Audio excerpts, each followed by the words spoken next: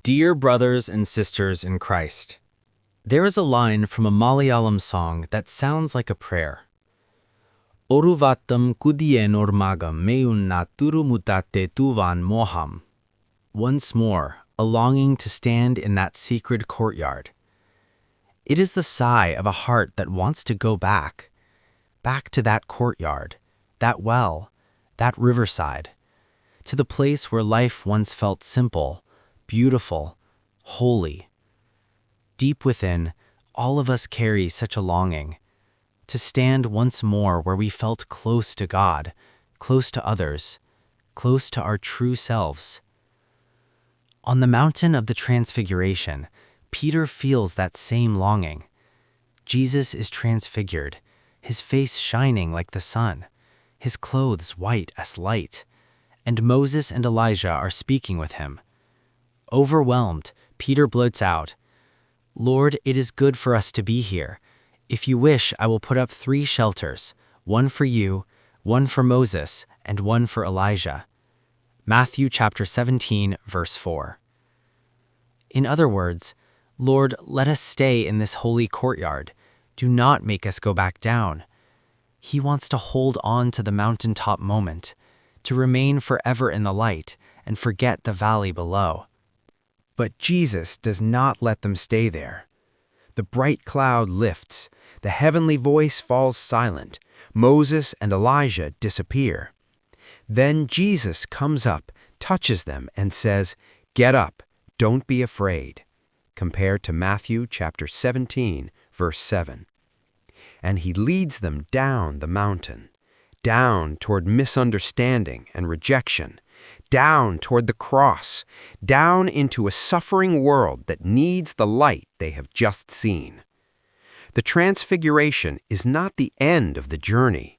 It is strength for the road to Calvary.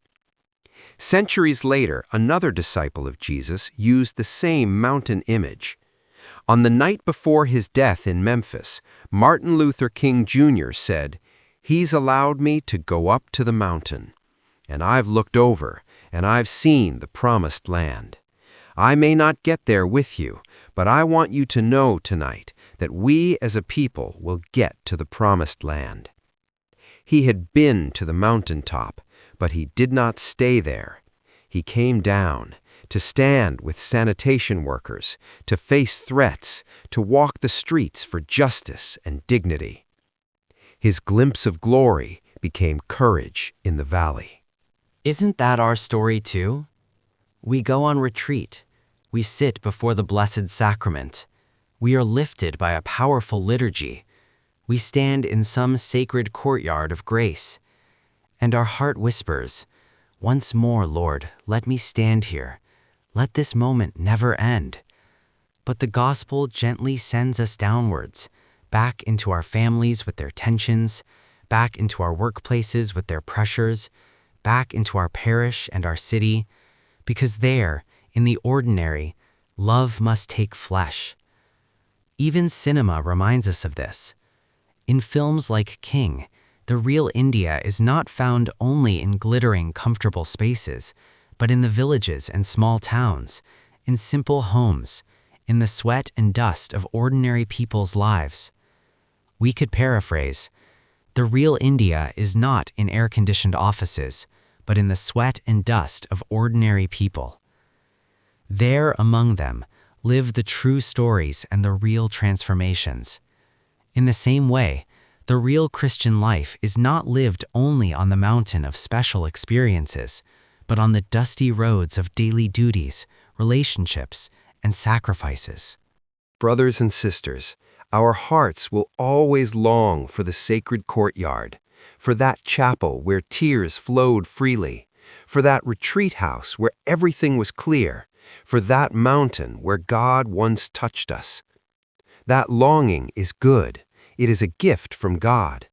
But the Lord asks us to do something more with it. He says to us, "Bring that longing down the mountain. Let the light you saw there shine in your home, in your office, in your WhatsApp conversations, in traffic, in parish meetings. The transfiguration was not the finish line. It was the preparation to walk towards Calvary with hope. So here is his question to us today. What longing will you bring down from your mountaintop to bless others?